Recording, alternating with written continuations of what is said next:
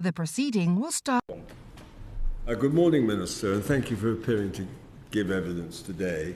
I must say that when you answered my urgent question on the 11th of March, myself and many members of the committee across the House were concerned that the government was planning on wrapping up Gibraltar negotiations without providing time for consultation or scrutiny. So we are very pleased that you've made yourself available this morning. We have heard from Gibraltar's Chief Minister twice in public and twice in private. It is now time for the UK government to account for a negotiation for which it is solely responsible, as you know. A deal will be reached between the UK and the EU, not with Gibraltar and Spain. The emerging contours of the trade and border deal for the ROC are concerning us very much. There has been talk of a Schengen border on Gibraltarian soil, dynamic alignment with EU rules there, like in Northern Ireland, and changes the status and management of the airport, and there are also, we understand, naval implications and military implications as well as part of the military assets. Some of these issues were trailed in the UK-Spain New Year's Eve Framework Agreement, others were not. Of course, the devil is in the detail. We can, for example, discuss Schengen border controls at a high level of abstraction, but will there be a Schengen border at Gibraltar's airport which UK nationals wishing only to visit Gibraltar will have to go through, with their biometric information being taken by Frontex, the EU border agency? I recognise that border fluidity is important for the people and businesses of Gibraltar. This must not, however, be pursued at any cost. There are other prevailing factors. Arrangements must be reached that respect the UK and Gibraltar's sovereignty and the integrity of the entire UK family. These negotiations are not being undertaken in a vacuum, and the outcome will reverberate from here to Belfast and across the Atlantic to Stanley in the Falklands. In your role, Minister, I would expect you to be especially alive to all this. Today we will cover the conduct of negotiations and the timeline to a deal, the border and alignment with the Schengen acquis trade and level playing field considerations, and the airport and military assets, and the whole of the question of the issue of any nuclear capability, for example. For those watching at home, would you mind briefly explaining your ministerial responsibilities, including with particular regard to the Gibraltar negotiations? You have an official with you, Mr. Robbie Bulloch, who I've heard from before, and it would be helpful, Mr. Bulloch, if after the Minister you could also introduce yourself and specify your responsibilities. So thank you very much for coming, and I would be grateful. I think you'd like to make a statement yourself just before that, after I finish mine, which I'm just about to do. So over to you, Minister. Thank you very much, Chair, and I appreciate your concern. I know the members of the committee that are present here, that they also have a very keen interest in this issue. It's entirely appropriate we discuss this, and I'm pleased you've noted that there have already been a series of ministers appearing before your committee, which is entirely appropriate. I'm the Minister for the Americas, the Caribbean, and also the overseas territories, which also includes Gibraltar. So I have a very keen interest in overseas territories, and the bringing in Gibraltar into that set of ministerial responsibilities was fairly recent, as you know, but that's why I'm here today, because I have that ministerial accountability. And thank you for the opportunity to say a few words. I will keep them brief, but like you, I think it's important to set out the stall before we go into the questions. And just before you start that, could I mention, of course, the relationship, which is a little puzzling to some, of yourself with respect to the role of the Minister for Europe, and also, of course, the Foreign Secretary, who has taken quite clearly an active interest in this Gibraltar question. He was in the European Commission, I think, talking to commissioners about this recently, and it would be interesting to get some insight, because he is coming to see us quite shortly, and it would be interesting to get your take on what is going on and what role he's playing in relation to these negotiations, as well as yourself. Of course, we can talk more about that, but just in summary, obviously these negotiations have been going on for 2.5 years and longer. And we're now at a point of intensive negotiations. And obviously at that point, the Foreign Secretary takes a very keen role, as do I, and he's asked me to take on the ministerial responsibility at this moment. Thank you for the opportunity to appear before the committee today to provide you with a very brief update on where the UK and EU negotiations are in respect of Gibraltar. I'll say a few opening remarks before the questions. I'd like to be clear at the start of our session today that the United Kingdom will only reach an agreement with the EU on Gibraltar, which one, the government of Gibraltar is content with, two, which safeguards Gibraltar's sovereignty, and three, which fully protects the operations and independence of the UK's military facilities in Gibraltar, a point I know, Sir Bill, which is of critical importance to you. These are effectively our red lines. They have been from the start, and they continue to guide us as core principles in negotiation. I'd now like to offer the committee an update on the latest developments. You'll have seen that on the 12th of April, the Foreign Secretary, alongside the Chief Minister of Gibraltar, met with EU Commission Executive Vice President Maros Sefcovic and Spanish Minister for Foreign Affairs José Manuel Albares in Brussels as part of our efforts to conclude a UK-EU agreement in respect of Gibraltar. This was the first meeting of this format. Discussions took place in a constructive atmosphere, and the core elements of the treaty were agreed upon, including, and I say the core elements, including on the airport, on goods and customs and mobility of persons, which are the key issues that you're looking for. Well, I also mentioned the military assets and also the question. And we'll naval, let's call it naval capability. Understood. The meeting reaffirmed the Minister's shared commitment to concluding an UK-EU agreement to secure the future prosperity of Gibraltar and the wider region. The treaty will bring confidence, legal certainty, and stability to the lives and livelihoods of the people of Gibraltar and the region, without prejudice to the parties' existing legal positions on sovereignty. Intensive negotiations will continue over the coming weeks. The UK government continues to work side by side with the government of Gibraltar as we seek to conclude an agreement that will benefit Gibraltar, its people and economy. I spoke to the Chief Minister of Gibraltar on Friday. He's a staunch defender of Gibraltar's sovereignty, and we're united in our approach, including on our core principles. Today I reiterate his offer to brief this committee on his approach to the negotiations and their content. As I've said, and as I hope is clear from our actions, the governments of the United Kingdom and Gibraltar are committed to concluding an EU treaty. We also continue to work closely on preparations to ensure robust contingency plans are in place for all eventualities, including a no negotiated outcome. The UK remains steadfast in our approach for Gibraltar. We'll only agree to terms, and I reiterate this, that the government of Gibraltar is content with, that ensures sovereignty is safeguarded, and that ensure our military facilities can continue to operate unimpeded. These principles have been and always will be fundamental to our approach, and I look forward to answering the questions of your committee. That's very good. Thank you very much. David Jones would like to ask a quick first question. Yes, Minister, just a brief matter of clarification. Are you the Minister with oversight of the negotiations with the EU, or is there someone else doing that? No, I'm the Minister responsible for Gibraltar and therefore what's going on with the negotiations. As I have highlighted, though, these are very important negotiations, and the Foreign Secretary is personally involved with these. So he's responsible for the conduct of all the negotiations? He's responsible for all of our foreign policy. I understand that, but I mean in terms of the practicalities of the negotiations with the EU, which minister has the conduct of those negotiations? Foreign Secretary has oversight of those negotiations and has been involved with them. I am the minister responsible for our relations with Gibraltar and for those, and for. But you're not actually involved in the negotiations. I've only recently been appointed, David, so not at this stage. Thank you. But I have oversight of those as well as my ministerial brief. So effectively, you take your instructions from the Foreign Secretary, and he's doing the negotiations as such. At this stage. Okay. Thank you very much.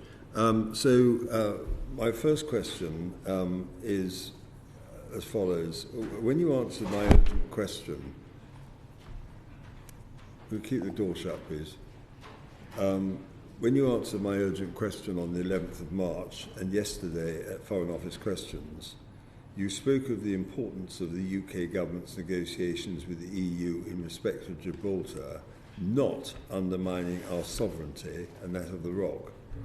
Practically, for those not well versed in constitutional law and theory, what does sovereignty mean in the context of UK-EU negotiations on a trade and border deal for Gibraltar? And I would mention, because I'm going to come on in a moment to the question of legal certainty, is there any question of a bill in Parliament to deal with any of these matters at all? Is that something which you have in mind? Because we do have a very clear statement in relation to our sovereignty in Acts of Parliament, and also, of course, the question of the wording of any such bill being clear and unambiguous. I won't go into the detail of that now. So let's drill down a little bit into what is at stake. If you would be direct, please. Would the following be compatible with the government's idea of sovereignty and its interpretation? Firstly, the question of alignment with the EU in law in respect of Gibraltar. And secondly, a Schengen border on Gibraltarian soil. And thirdly, joint or shared management of the airport and any other military or naval assets which are of importance to our NATO commitments and also to our integrity as an independent nation. We'll come back to these issues in more detail later, but I just wanted to present that as a kind of concept. What is the government's notion of sovereignty in relation to Gibraltar in that context? Yeah, there are multiple questions within the question. No. A lot of questions there. Yes. But we'll get into the detail, I'm sure. They are very important questions. They are very important questions. You can, of course, ask Mr. Bulloch if you'd like to on any of those questions if you felt it was desirable. No, of course we'll involve him, and you know, Robbie's been playing an important role throughout. But let me just start off. I think you raised the question of whether there'll be any legislation. As we stand today, we do not see there be any need for any legislation. This is a treaty. The treaty would then go through the normal CRAG process, and I understand there'll probably be a question on that later on. We can go into the detail then. As far as sovereignty, we've been very clear throughout, and I responded to you in the UQ and also yesterday that we will safeguard the sovereignty of Gibraltar. There's a double lock on that, which has been in place for since the last Labour government, I understand. And in terms of whether any of the issues that you've highlighted undermine sovereignty, well, with the flights, I think we all recognise that there'll be economic benefit from flights going from Gibraltar to the EU, but we'll only do that when we know that we fully protect the operational and operational autonomy and the independence of the UK's military facilities. In terms of level playing field, a point that you've raised on a number of occasions, and as I made clear in the UQ, and I'll make clear again today, this will be about agreeing mutual and reciprocal rules through a bilateral agreement. We're not taking on the rules of either party. So we've done that in the TCA, we've done that in the CPTPP. It is normal to have these mutually agreed and reciprocal arrangements in place in these sorts of arrangements. And then in terms of the movement of people, a key issue, again, I think this is the main reason for this negotiation and treaty, and which sets it apart really from what's happening in Northern Ireland. I'm sure we'll hear more about this in these questions, but this is not about Gibraltar joining Schengen, and in all of these things that we're talking about here, sovereignty will be upheld. But I'm sure Robbie may want to come in on this. Thank you, Minister, and thank you, Chair. And just to clarify, I'm the Director in the Foreign Office who's been working on the negotiations for 3 years, and also the Deputy Chief Negotiators have been involved in the negotiations over the full period. Can you just remind us, the Director, because the people watching this might need to know his name? Oh, sorry, Robbie Bulloch. Yes. Yep. And specifically on the last question around the Schengen checks on Gibraltarian soil, I mean, that is a core part of the agreement. It was what was agreed in the political framework, which I think the committee has seen. That, in our opinion, does not require any infringement of sovereignty. It's an agreement to facilitate an open border, which is something that the Gibraltarians want and need to facilitate their economy, and it's a shared objective. Right. And what about the Spanish government? What's their attitude? They agree. I mean, it's a shared commitment. It was the political framework that was agreed with the Spanish government at the end of 2020 has as part of that an agreement that there will be Schengen crossing points at the port and airport, and entry and exit through them will only be permitted on completion of both Gibraltar and Schengen checks. So it's very much operates in a similar way to juxtaposed controls.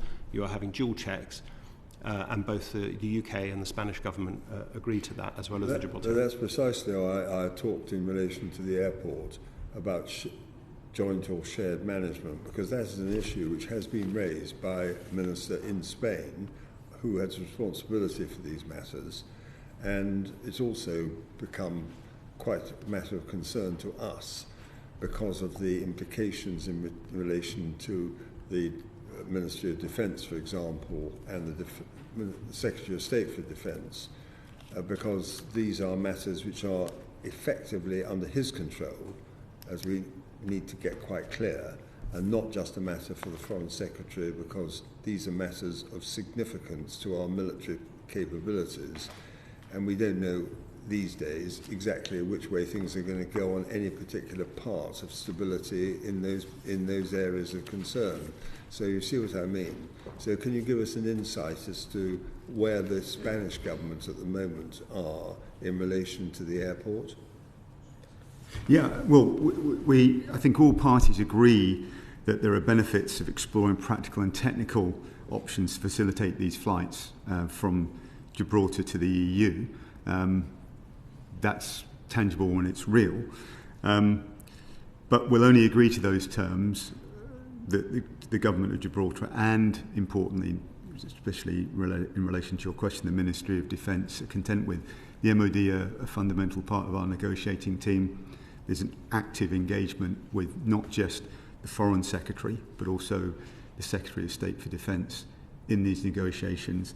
And if we can find a way that we can open up flights between Gibraltar and EU, which respects our red lines, the key red line we talked about before, around sovereignty and military control of the airport, then we should look at those and explore those options, which we're actively doing now. But as I said, just a few weeks ago, there was this first meeting where we had the UK and the EU as primary parties with Spain and with Gibraltar all at the table, 4 ministerial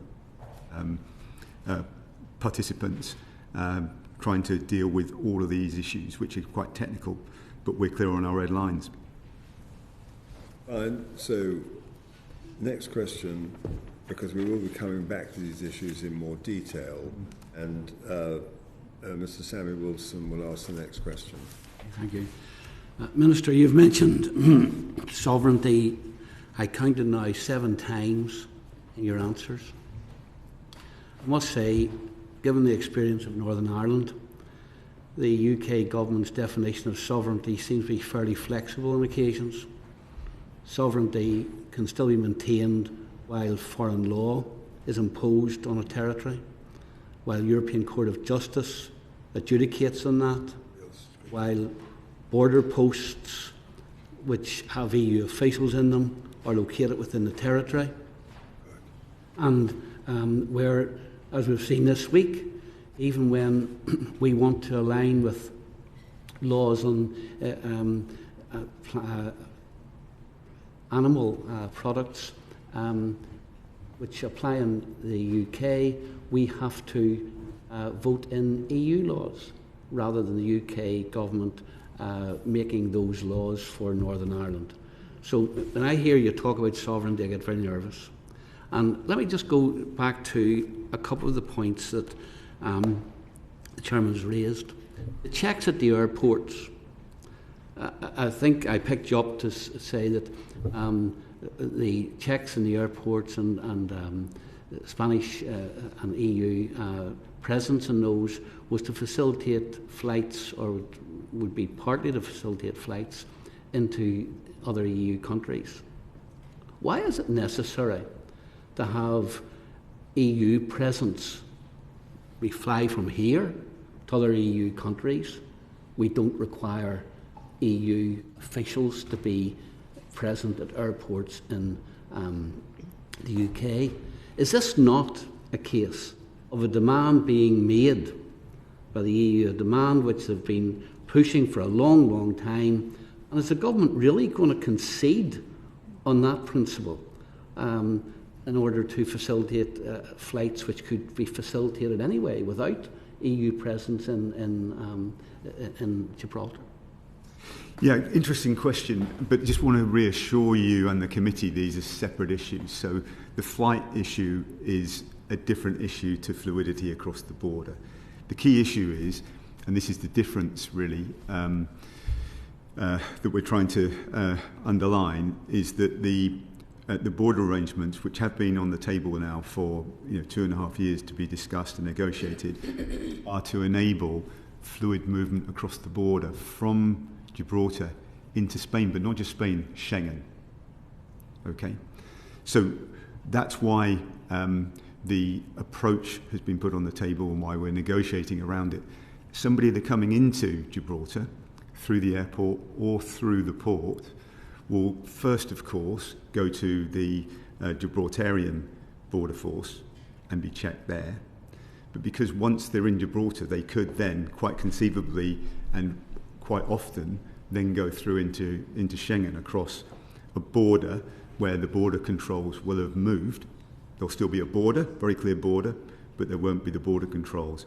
And that's why the second layer of having Frontex officials there to check so that these individuals who will come into Gibraltar and then may well go into Schengen have had the adequate checks. So that is the situation. It's not really to do with the flights. The flights are related to other issues. The border point about free movement of people across, or fluid movement of people across the border, requires this second step at the border, at the airport and port. And the existing border checks, of course, are on the Spanish side. Why is that arrangement not suitable after these negotiations? Well, the point of the negotiations is to completely continue to respect that border, but to remove the controls at the existing border. So there is fluid movement of peoples across. Remember, there are 15,000 frontier workers who come across that border every day into Gibraltar and then out. And what we're trying to do is remove the friction at that point. That's what the people of Gibraltar want, to, first of all, create certainty of movement. There have been issues around blue card holders, which may well come up in the conversations today. That will remove the uncertainty there. And also then to help safeguard the prosperity too, which requires this free movement, fluid movement of people. Do you envisage the same situation in Northern Ireland, where for movement of goods across the border, that Gibraltar will have to take EU single market rules? And if so, then what are the implications and what are the differences between the situation now and the situation which will exist? There will be some alignment, but the situation is very different from Northern Ireland. You're much more expert on Northern Ireland than me, but this situation is very different. Gibraltar puts duties on goods coming in from the UK, and Gibraltar has never been part of the single market. And in fact, when you look at the flow of goods coming into Gibraltar compared to Northern Ireland, very, very small, and the goods going out of Gibraltar, much, much, much smaller. This is a service-based economy. I think everybody that's spent time in Gibraltar will know it's a service-based economy, and services are not included in this negotiation. So I hope that gives you and the committee some reassurance here. There will be some alignment on a proportionate basis where required, but this is not about joining the single market. and Gibraltar's never been part of it. But the requirement, the flow of goods from Northern Ireland into the EU is very small as well, about 0.4% of the total goods moving into the EU move through Northern Ireland. Yet there was requirement for alignment of EU laws with laws in Northern Ireland. What alignment do you envisage, given the fact that you've said a small percentage, but even with a small percentage, the EU has always argued that we need to have and safeguard our markets. It would be a small percentage today, it could be a big percentage tomorrow if it becomes a gateway. That was the argument that they made in respect of Northern Ireland. So what degree of alignment do you envisage? It will be proportionate to the goods that are being moved across the border, but Robbie, you may want to come in on this particular technical point. Sure. I mean, the principle is you no longer have a border, so that's the objective is to allow people to cross, but of course if people can cross, they can carry goods. So there needs to be assurances to the EU that those goods conform to the same standards, because they could move into the single market. So that would be, in certain circumstances, will need to be aligned with the rules, but that would be done under Gibraltar law. It wouldn't be a direct application of EU law. I mean, in certain circumstances, this all gets very, very vague. In certain circumstances, there will have to be some alignment. And, of course, if that alignment does not take place, who adjudicates whether or not there has been an offence committed? Is that decided by the European Court of Justice? Can you not be any more exact than you are in your answers? Because we have seen this before. Vague promises made that there's not going to be a great deal of disruption caused by this, or not a great deal of interference, and yet the interference becomes phenomenal. And I think that having learnt from Northern Ireland, we want to make sure that we don't do the same in the case of Gibraltar, especially since Gibraltar is a disputed territory as far as Spain is concerned, and the EU have backed Spain in their dispute over that. I mean, to be clear, I don't think there is a problem for the Gibraltarians about ensuring that goods in Gibraltar and coming to Gibraltar are compliant with EU rules. I don't think that is a big. Most of them already are. In terms of the ECJ, there's not going to be direct application of law.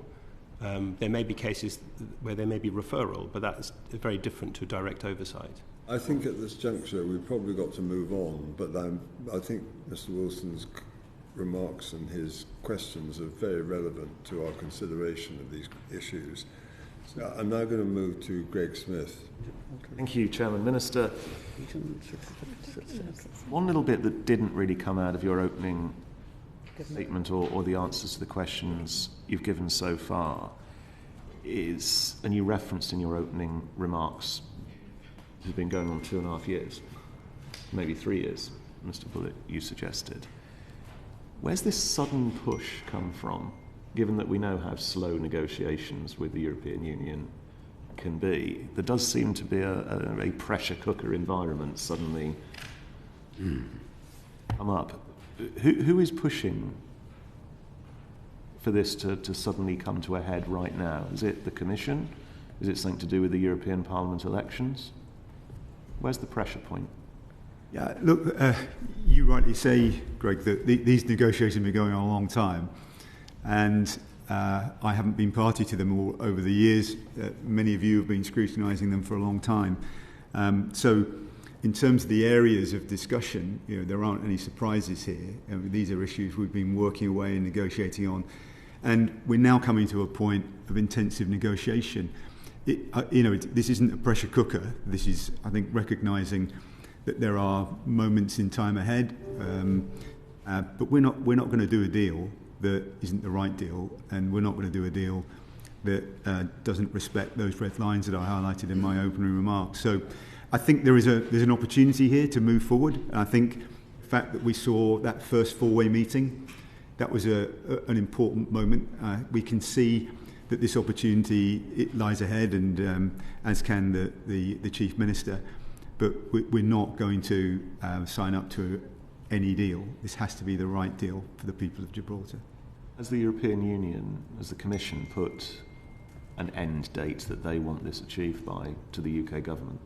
These negotiations are only going to be concluded when our red lines are respected and whether we can get through what are quite complex still technical and political issues to navigate through.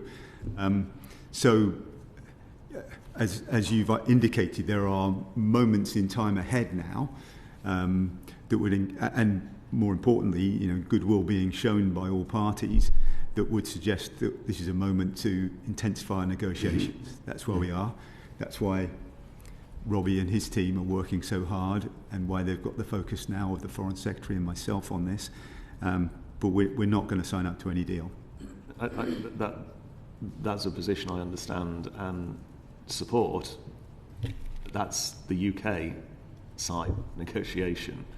What I'm trying to understand is the pressure from the Commission, potentially pressure from Spain as a nation state. They clearly see, the UK has red lines, they probably have red lines, of course they do, this is a negotiation, but I get the sense that they're pushing much harder for a deal to be done, irrespective of the fact that the UK is standing up for our own red lines. So have irrespective of whether we are prepared to do the deal, have the European Union or Spain given a deadline day by which they would like a deal done? We are working on this negotiation that's carried on for years. There is an opportunity now to move this forward, as I've said, possibly over the coming months, possibly even sooner. But we, as I've reiterated, we're working in lockstep with the Gibraltarians. They want to see a deal done because of the opportunity here to remove uncertainty and to help find a way forward that will help with the prosperity of Gibraltarians and the wider region. But we're not going to do anything, as I said, and I'll say it a third time, that rides roughshod through our red lines. They're very, very clear. Robbie, is there anything you want to add to that? All I would add, I think, Minister, you're absolutely right. These negotiations have been going on even when the 2020 framework, so that's why I say it's longer than 2.5 years, but the negotiations with the EU, 2.5 years, this isn't a process which has been rushed. The objective of any negotiation is to get to the end of it. And if you see an opportunity to get to the end of it, you move for that opportunity, because there is continued uncertainty in Gibraltar, and every day that goes by, that's another day of uncertainty for Gibraltar's people. Maybe, Mr. Bulloch, if I can, I thought my question. And just to be clear, there's no hard deadline here. There is no hard deadline. No one has asked for a date by which they wish this to be done. No hard deadline. That's clear. Thank you. Just to underline that. Yeah. I'm just coming to Mr. Jones. I did want to just add something in light of what you've just said. Of course, the position as regards Spain seems to have been expressed by other European commissioners. For example, recently, quite categoric statement by one of them that Gibraltar belongs to Spain.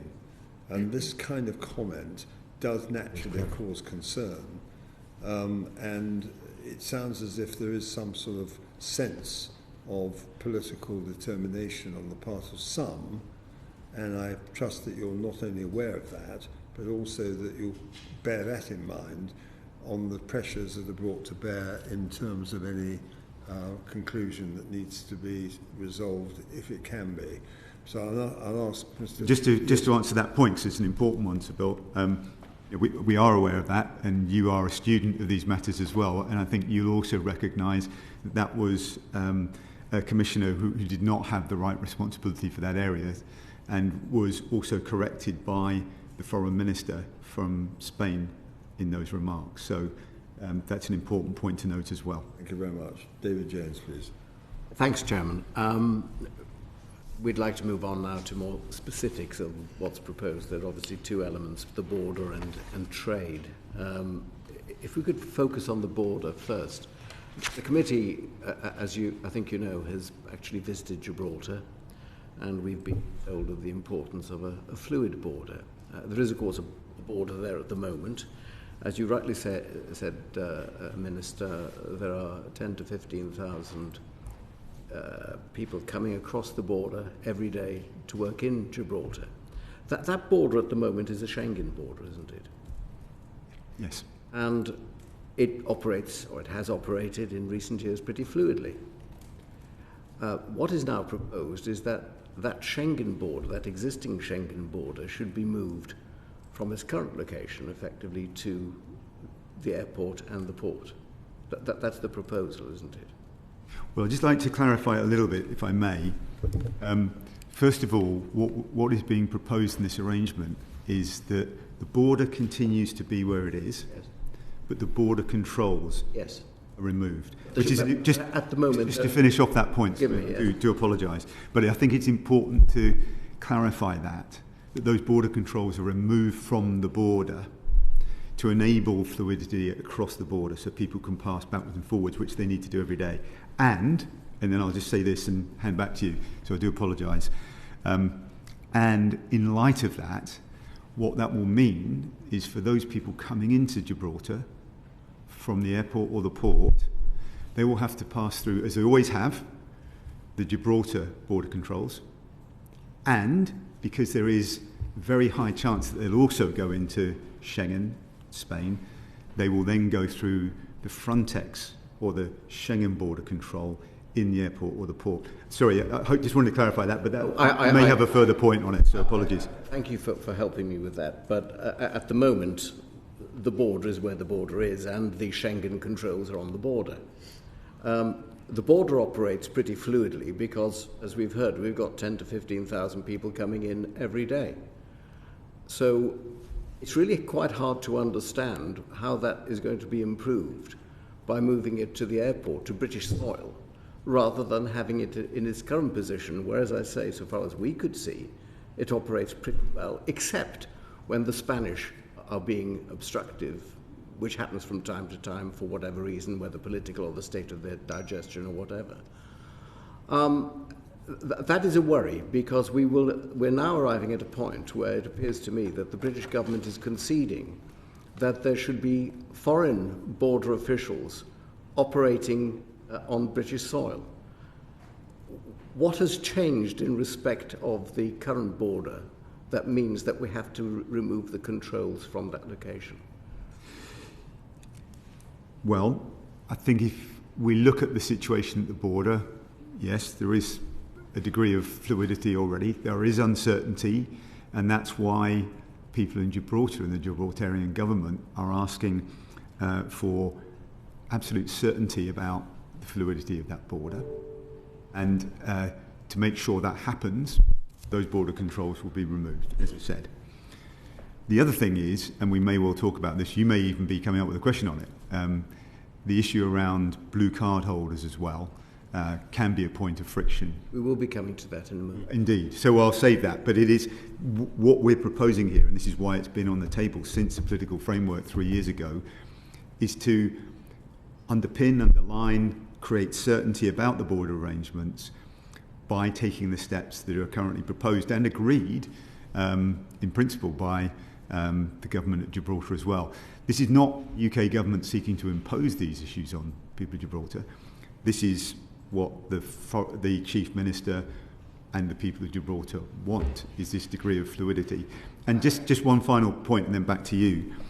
All I would say as well, and it is different but similar, as Robbie said earlier on, this is not without precedent in the sense that we have French border police in Dover, in St Pancras, to facilitate people's swift movement across the border into France and into Schengen from the UK. So, this isn't unprecedented. It's a different context, I agree. And what we're saying is that in terms of the benefits around removing uncertainty and safeguarding the prosperity and hopefully increasing the prosperity through the other arrangements. This is why we're at the table negotiating these points with Spain. And with the EU. Let's correct the record, with the EU. Apologies. Yeah, well, you mentioned Spain, and I think that that's quite important, because Spain, of course, have been problematic ever since the United Kingdom decided to leave the European Union. Recall that it was that they insisted that Gibraltar be kept separate from the wider negotiations. So far as Spain is concerned, this is a huge opportunity to exert more pressure upon the United Kingdom and Gibraltar. As I say, for many years we've had a Schengen border and with border controls operated at that location. And the only reason that this is being moved is because the Spaniards are taking political advantage of the current situation. There is really no need, is there, to have border controls on British soil in the airport. I've already highlighted the desire of people of Gibraltar to have great... Forgive me interrupting. I appreciate what you say about the desire of the people of Gibraltar. The point is that we're talking here about sovereign British territory. Gibraltar is as British as Berkshire. And what is happening at the moment is that those controls are being moved. I understand what you say about what the people of Gibraltar want, and that is a concern for this committee. But at the same time, there is the issue of British sovereignty, which it does appear to me, and it may appear to some of my colleagues, is being compromised as a consequence of what is being proposed and what appears to be acceptable, sadly, to the British government. Well, I understand the point you make, David, and thank you.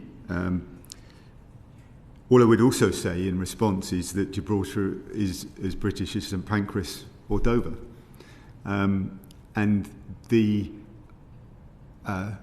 uncertainty that people in Gibraltar face, which sometimes involves queues 2 or 3 hours at the border, as well as inconveniences for blue card holders, whatever it might be, they want to see that removed.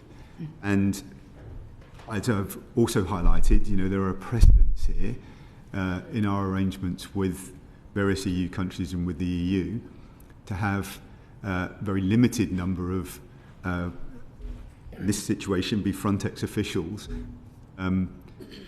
doing a second check at the border in the airport and in the port. This has been on the table for 3 years. Several ministers have been in front of this committee before to explain these things, as has the Chief Minister. And all that we're doing now is continuing these negotiations, wanting to safeguard sovereignty and seeking to find a way to tackle these issues around uncertainty and also improving the future prosperity. The only reason that we need to move the location of the controls to the airport is because Spain has applied pressure, and that's the truth of the matter, isn't it, Minister? Look, this is a negotiation, and when I've spoken to the Chief Minister, and you've heard it from him direct, he's very supportive of moving to this arrangement for greater fluidity at the border. Can we go through some of the specifics? In fact, later on today, we've got a session with a Home Office Minister on the entry-exit system that is due to be introduced shortly, which I'm sure you're familiar with. That requires biometric details to be produced, and it's slightly problematic at St Pancras and so on. If there's to be a Schengen border on British soil, i.e. Gibraltar Airport, will British nationals need to have their biometric information taken at that point under the new arrangements, including fingerprints and so on? I'll let Robbie take the lead on that one, if that's okay. Yes, I mean, this is, of course, be a matter for the EU and in discussion with us and the government of Gibraltar as and when they come in. At the moment, we are focused on the specific arrangements as of today, but clearly the entry-exit system is coming in, and as and when, if we get this treaty agreed, there will need to be provision made in negotiation with the EU. So a British national, or come to that, a resident of Gibraltar, will have to produce biometric details, including fingerprints, in order to enter British territory. Is that right? I mean, the details, we're not in any discussion over this at the moment, but... Is it the position of HM government to resist that? I mean, it's a separate negotiation. Doesn't form part of this. Well, forgive me. It seems to me to be an important integral part of these negotiations. It appears to me that the HM government are on the brink of conceding that British nationals should have to produce their biometric details in order to enter British territory. St Pancras as well. We'll come back to the committee fully on this. As Robbie said, this isn't part of the ongoing negotiation, but clearly, just as British nationals going into France through St Pancras would have to provide No, let me just finish, please. Excuse me, Minister, this is really important. You're talking about British nationals entering a foreign country. I'm talking about British nationals travelling from one British territory to another British territory. And it appears to me rather alarming that the government is on the brink of conceding that we, British people, should have to provide those biometric details to go to another part of our own sovereign territory. With the added point, which I have tried to underline several times and I know has been in front of the committee before, that through coming into Gibraltar, that would also give that person the opportunity, and often the case, to then progress through into Schengen area. So forgive me, I'm so they would. So just to be sorry, I don't want to appear rude, but I think that is deliberate obfuscation, if I may say so. I wasn't talking about British nationals going into Schengen territory. I was talking about British nationals going to Gibraltar, staying in Gibraltar, moving from one British territory to another British territory. And that is really very alarming. Yes. I think we know each other well enough that I would never seek to obfuscate. Well, I was genuinely trying to provide context, and I would kindly ask if that word could be withdrawn. No, I think we know each other well enough. Well, that's your point. I suggest it looked like obfuscation, as you write. I would just respond by saying we know each other well enough for me to accept your assurance that if you're not obfuscating, you're not obfuscating. But that's what it looked like. If that's the case, I apologise. I was merely trying to set out context, and you're the last person I'd ever seek to obfuscate on this. What we'll do is we will provide clarity to the members of the committee, of course. I was trying to provide context, and clearly, as this negotiation moves forward, we realise that we have to counterbalance various aspects here to enable the objectives to be achieved about removing uncertainty, about shared prosperity, and we've already set out what that would mean in terms of those borders. We'll come back to that point in writing. And once again, Chair, I apologise. I would never want to seek to obfuscate in front of this committee and notably to parliamentary friends. I'm sure, and I don't think it would be a good idea either, if I could say that. No, well, certainly not in front of this committee, so that was never the intention. Could we continue, because these are important points. Also, of course, as you know, under the current arrangements, British nationals entering Schengen territory are limited to a stay of 90 and 180 days. That is the case, isn't it? If British nationals move into Gibraltar, decide to visit Gibraltar, will they be limited to 90 and 180 days under the current arrangements? They will, of course, have passed through a Schengen control. So if, for example, I'm a British citizen with a flat in Gibraltar and I want to spend 6 months there, or I'm Gibraltarian, what will be the case? Will I be limited to 90 out of 180 days? That's a very good question, and obviously there are different arrangements about British nationals coming to Gibraltar. And do you want to come in on this, Robbie? I mean, as the Minister's explained earlier, with an open border, certain aspects of Schengen will need to be provided for, and the 90 and 180 days is one of those things. for visitors. Now, that would not stop somebody who had a flat, as you suggested, from having a residence permit, which would have... What if I wanted to spend, say, 4 or 5 months in the excellent Rock Hotel in Gibraltar and take advantage of the wonderful views and the antics of the macaque monkeys? Are you telling me that I would be prevented from doing so, from spending several months on British territory as a result of these arrangements? The current arrangements are, in any case, devolved to the government of Gibraltar, but with an open border, then certain aspects of the Schengen rules would apply to visitors, but not to those who are residents. So yes, if you were visiting, it would be as if you were visiting. So just for total clarity, yes. I, as a British citizen, will be limited in the time I can spend in British territory. If you were coming just as a regular visitor, not if you were coming for a longer stay visit. Well, that is, I would guess, completely unacceptable to Her Majesty's government, and Her Majesty's government will be refusing to agree to that. Is that right, Minister? What we need to do is to set out to you and the committee the arrangements around this. You set it out now? Well, if this would be acceptable to you, I would prefer to come back to you in writing. Because it's a bit tricky, really, isn't it? Well, I want to set it out very clearly. You've already highlighted your concerns. I think they're perfectly legitimate questions. We're trying to negotiate these points at the moment, and this is always the danger of the question was asked by Greg about, are we in some sort of tunnel moving inexorably to sign a deal? We are in a live negotiation, and we're trying to work through these issues. So what I want to do is make sure you get a full answer.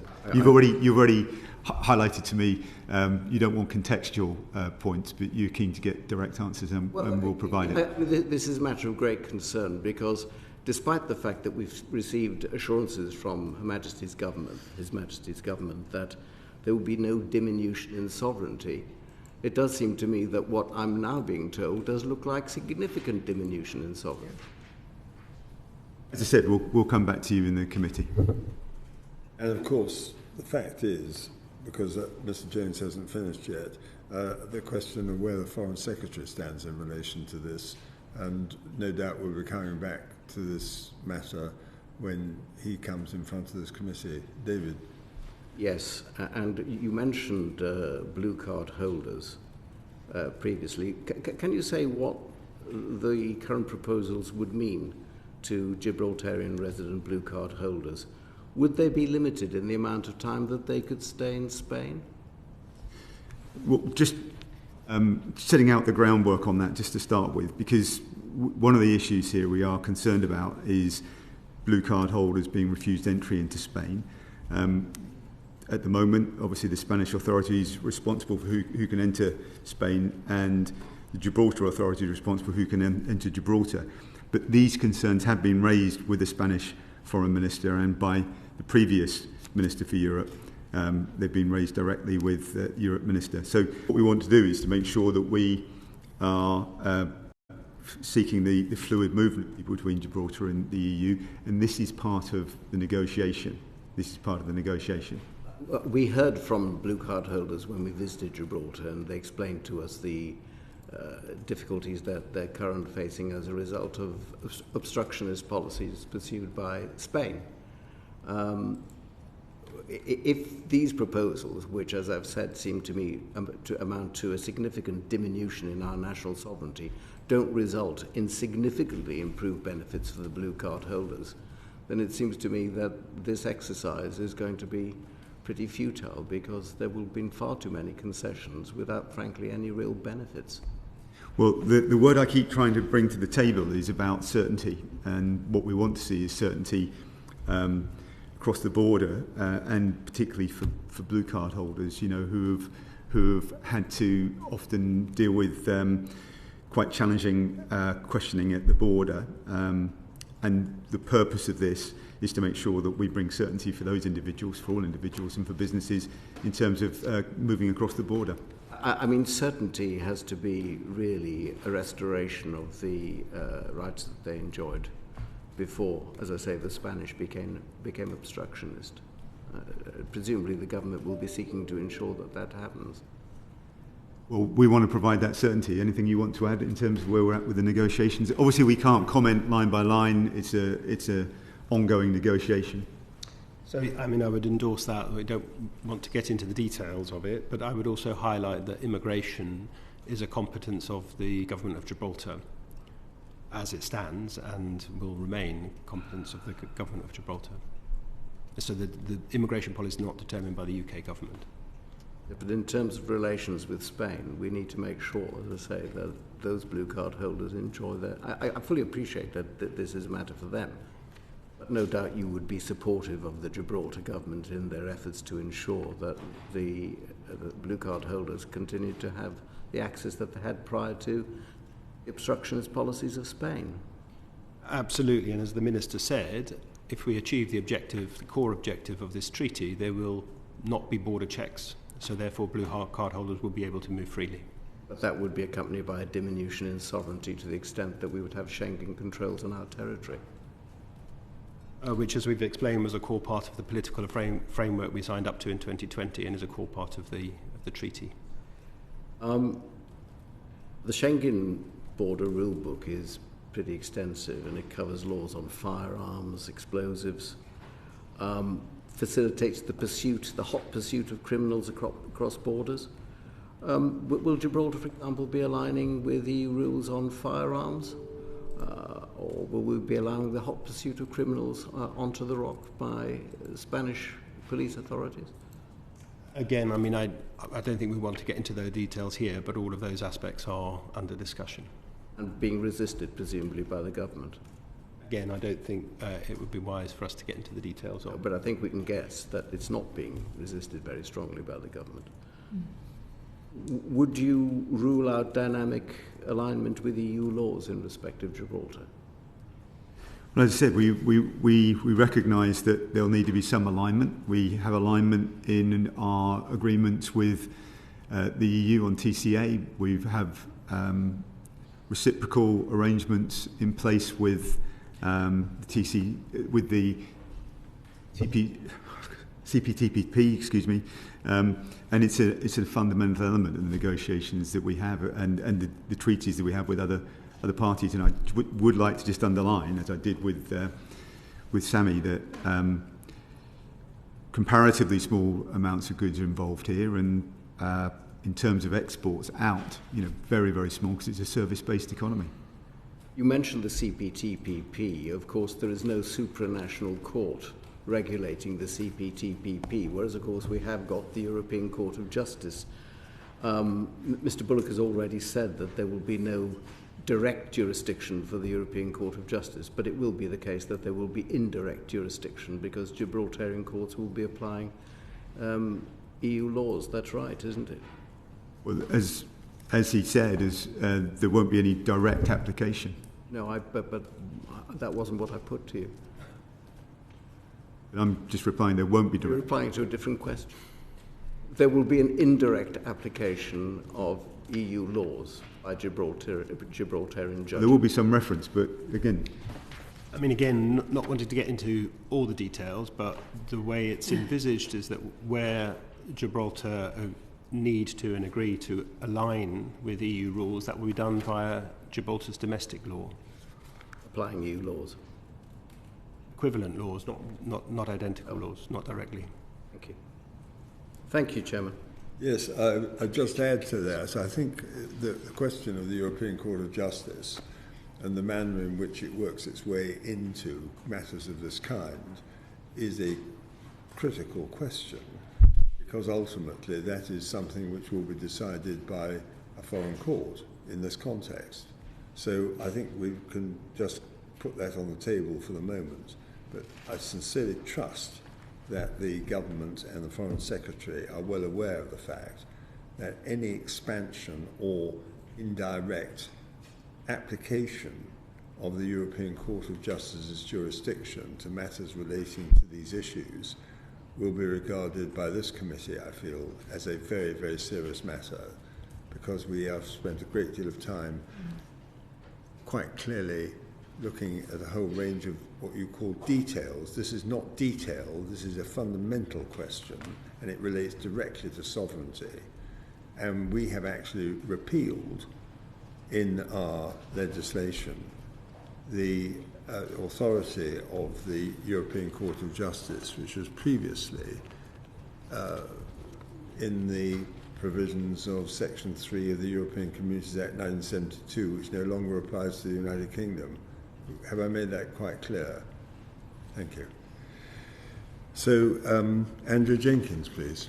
Thank you, Chairman. Before I move on to trade and level playing field, if I may, I'd like to just have a couple of points that I need clarifying. Do the UK actually have any red lines regarding negotiations? Because it appears to me that the lines regarding sovereignty have been severely blurred. So, to Robbie first, please. Thank you. The Minister set out, I think, at the beginning our core principles, and they remain the core principles. That might be the principles, but it does appear to be really blurred, especially on sovereignty. I mean, the stuff that we've been hearing with our colleague David Jones, the questions that we asked you. I mean, those are the core principles, and we will not agree and sign up to any treaty which we consider go against those principles. But surely, as our colleague David Jones has said, to not be able to just go and stay in another part of the UK, which is Gibraltar, surely you are impeding on our sovereignty. Yeah. As I think I've explained before, immigration has devolved competence to the government of Gibraltar, so it's not the UK government that determines whether or not a citizen, a British citizen from the UK can go and stay for as long as they like in Gibraltar. That's not currently the case. Okay. Final thing before I move on to trade. Is the UK government becoming a mouthpiece for the EU? Because it just feels like, actually, from what I'm hearing, that we are just bending over backwards, as we did with the EU negotiations, as we messed up actually with Northern Ireland. Have we become a mouthpiece, and what lessons have been learnt with Northern Ireland, what you are taking into negotiations with the EU over this? We're not a mouthpiece, far from it. We're in a very live negotiation. Our principles have been set out for 3 years. We've been negotiating for 2.5 plus years on these issues.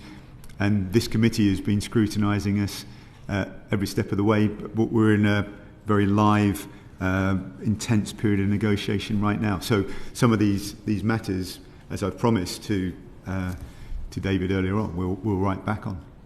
So, Robbie, if I can go back to you, please. So what lessons have been learnt from the negotiations with you regarding Northern Ireland that you are bringing into these negotiations? Again, I think as the Minister explained earlier, the context for Northern Ireland and the Windsor Framework is a very different context to the context of Gibraltar. I mean, for one thing, Gibraltar would have direct open access to Schengen in a way that is not the case in Northern Ireland. Of course, there are some lessons, and we speak to colleagues who have worked on the Windsor Framework, but there are more differences, I think it's fair to say, than there are parallels. Okay, thank you. Right, on to trade and level playing field. On the trade aspects of the deal, the UK-Spain New Year's Eve Framework Agreement touched upon competition considerations and the idea of the UK-EU level playing field commitments. Should we expect the same sort of environment with labour and social provisions as provided in the Trade and Cooperation Agreement? And given the size of Gibraltar's trade with the EU, as Sammy Wilson already mentioned, why would these arrangements be necessary? So if I can go with the Minister first, please. Well, we need to have reciprocity and mutual agreement on the arrangements. That would be true for any negotiation that we have or in any other treaty we have with other entities in other countries. So that's what we're seeking to do here. And they would be proportionate given given the goods that are being traded in Gibraltar. And given the volume of trade as well.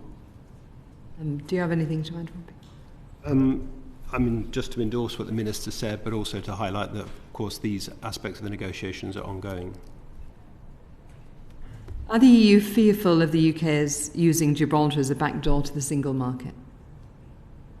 They would want to make sure that they want to protect the single market. That's clear, and in any negotiation, as I said, we need to find some reciprocal arrangements to make what elements of trade are required to be done on a mutually agreed basis. The difference here with Northern Ireland, as I said earlier on, is this is predominantly about freedom of movement of people. The people could be bringing with them goods, but this is predominantly about fluidity of people. And from our perspective, is not predominantly about access to a single market, but there are single market implications, and that's why we have to be cognizant of that. We're not negotiating in a vacuum, we're negotiating with the EU. If I may say, your remarks do have an extraordinary similarity to circumstances which arose in the context of Northern Ireland.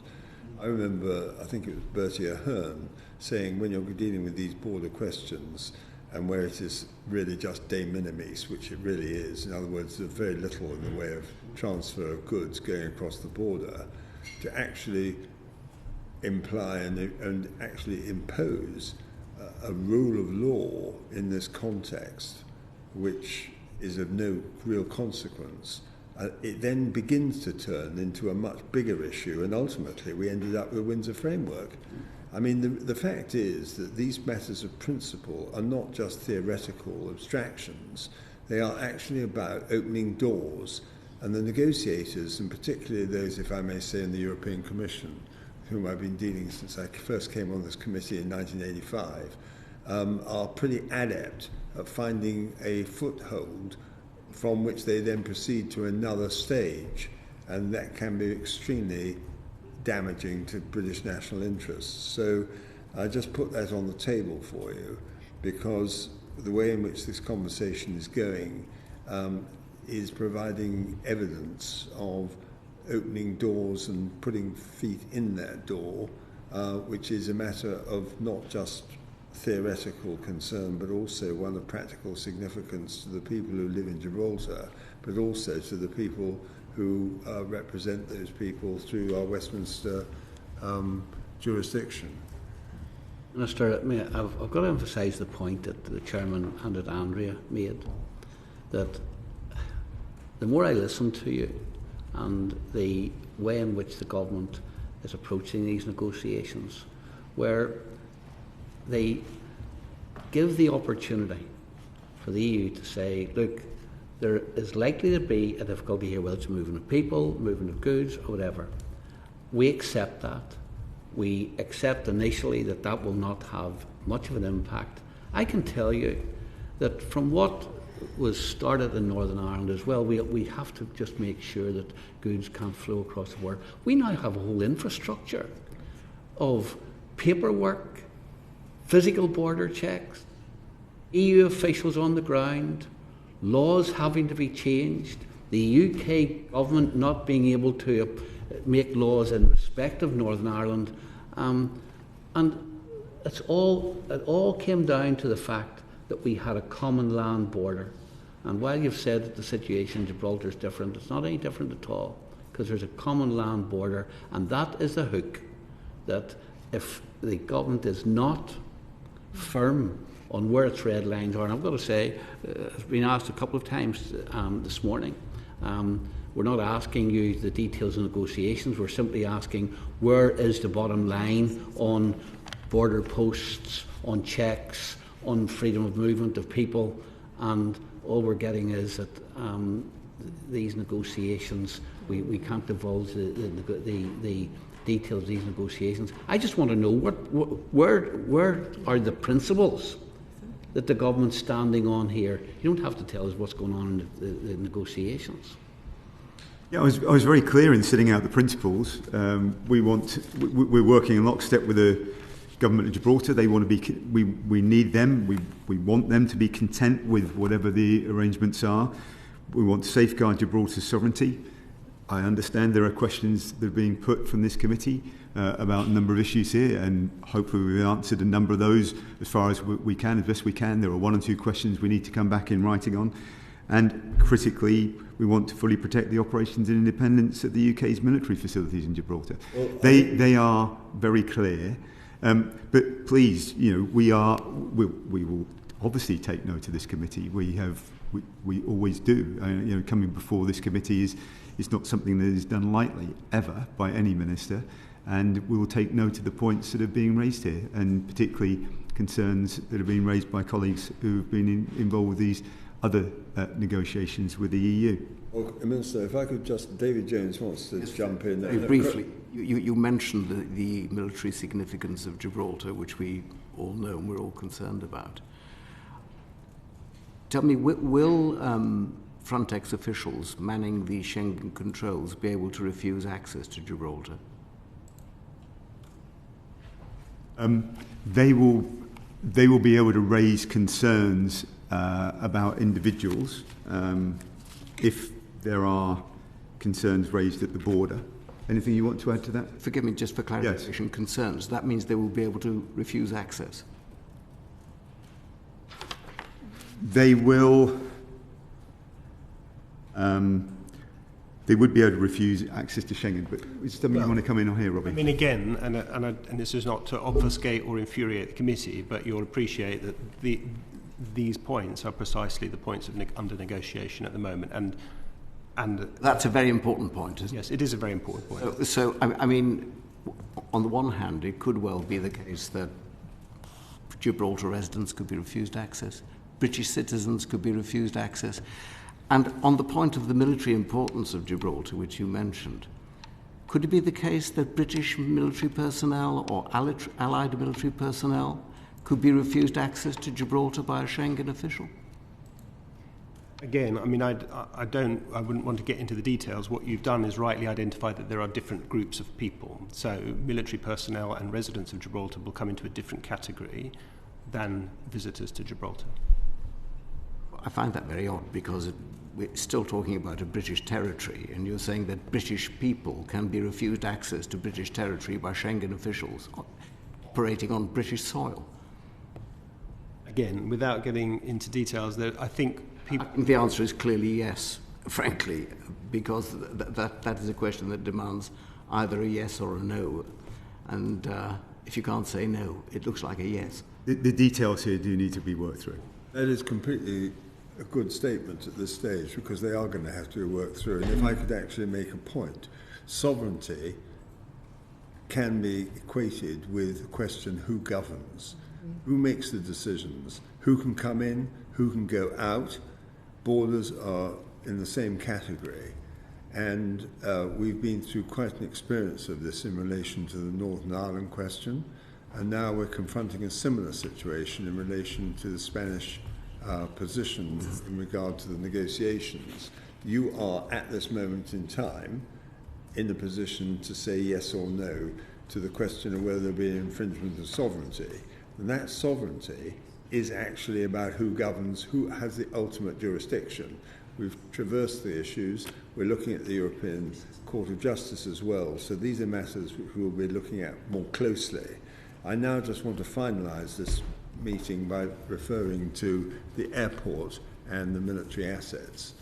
To our knowledge, questions regarding management of Gibraltar's airport and the same sort of issues apply with respect to other military assets and naval assets as well. These were not originally part of the negotiations, and your predecessor, Mr. Leo Doherty, who is now Senior Minister in the Department of Defence, told us that the airport is now in scope. Why have you allowed it to be inserted into the negotiations? Who is responsible for that? And have you effectively just given in to Spanish pressure? Well, we haven't given in to Spanish pressure on these issues. Well, it's in the scope now, which it wasn't before. Well, this has been on the table with the committee, as I understand it, for a couple of years. But you may want to come on that technical point, and then I'll come back. So, just to be clear on the technical point, Chair, you're right that it was never an essential part, But it was always foreseen that it could form part, and it was in the political framework agreed under paragraph 17. On air transport, for example, it could be similar to ones included in the EU-UK agreement, i.e. the TCA. And I think, as the Minister has set out, if we could agree with the EU and Spain on arrangements for the airport that they would be happy with, that we would be happy with, then that would be a benefit to Gibraltar, and it would be a good boost for the deal, because it would open up flights between Gibraltar Airport and other EU destinations which don't currently exist. But as the Minister's also said, if we cannot do that on terms with which we and the Government of Gibraltar are content, then we won't agree on the airport. I made the point earlier, Mr. Bulloch, about the role of the Secretary of State for Defence, and we've yet to see the Foreign Secretary. These are fundamental questions because it applies to our defence commitments. We know, for example, that with regard to the recent crisis over Iran and Israel, that Cyprus, for example, was used in that engagement. And then there are also similar considerations that can arise in the uncertain and rather unstable world that we're now living in.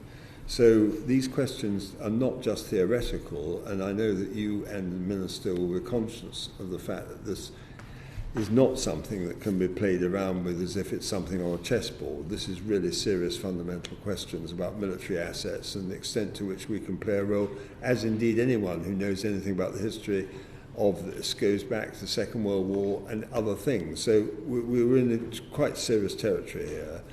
So could I just... Chair, can I just underline what I said at the beginning, that the MOD are absolutely involved with these negotiations, and the Defence Secretary is very aware of where we're at with all of these aspects. Is not necessarily the same as arriving at the right conclusions, but I'll take that as read at the moment.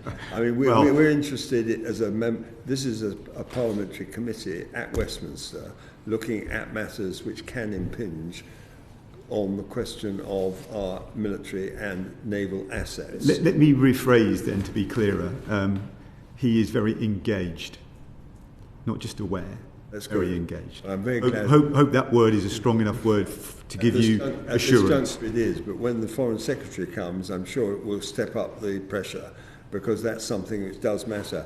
So I'm going to ask you another question, which is, are you prepared in any way to agree to the Spanish playing a role, no matter how small, in the management of the airport? Because that is the moment of truth when something crops up, not in a theoretical, abstractive way, but when it actually becomes relevant to the performance of functions in the military and naval and in the field of the RAF and its functions. Okay, the airport and the airfield is run and managed by the Ministry of Defence, which will not change. But we can look at practical and technical options to facilitate flights to Gibraltar and the EU. But the key point here, which I think the committee wants to know, is that nothing changes in terms of the airport and the airfield in terms of the way it's run and managed by the MOD. And that is in all respects.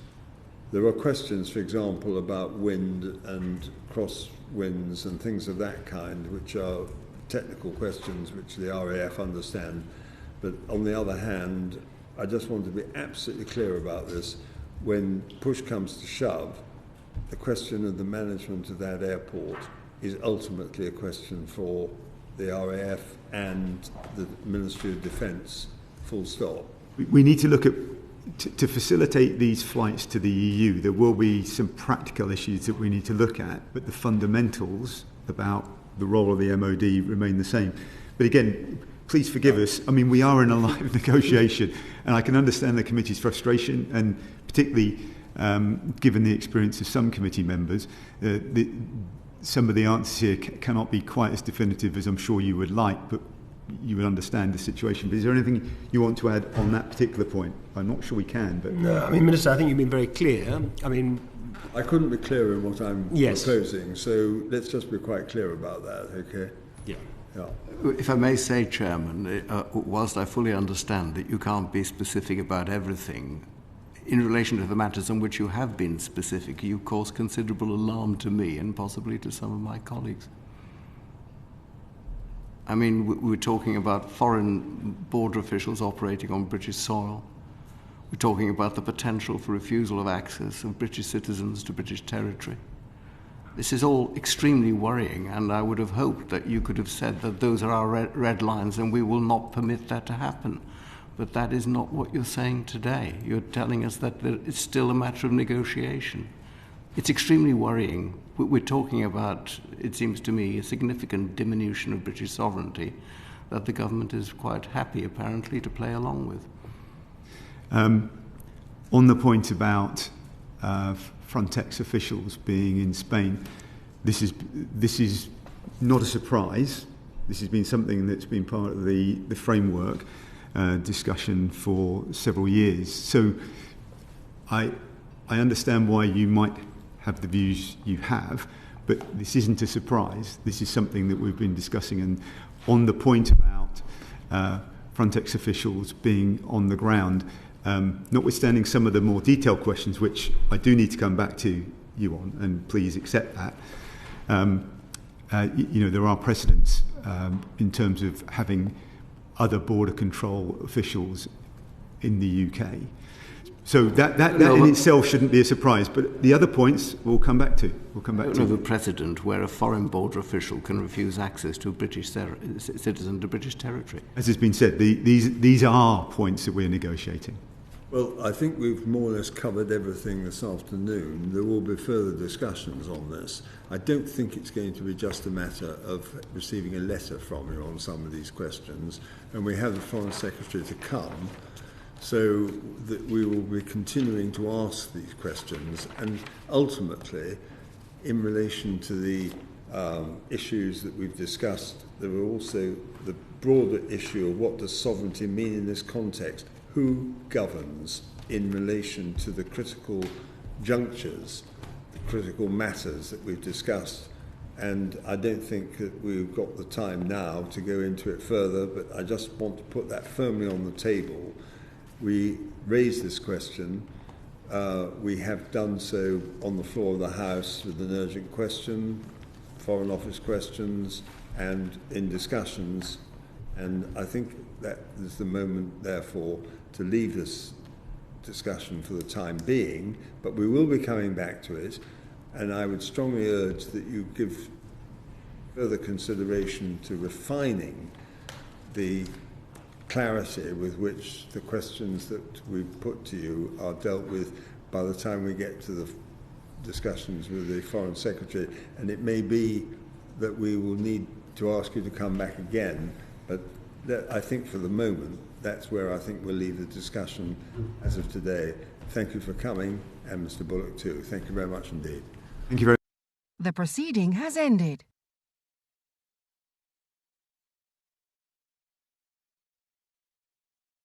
The proceeding has ended.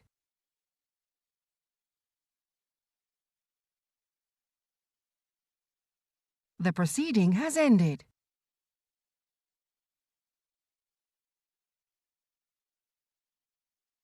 The proceeding has ended.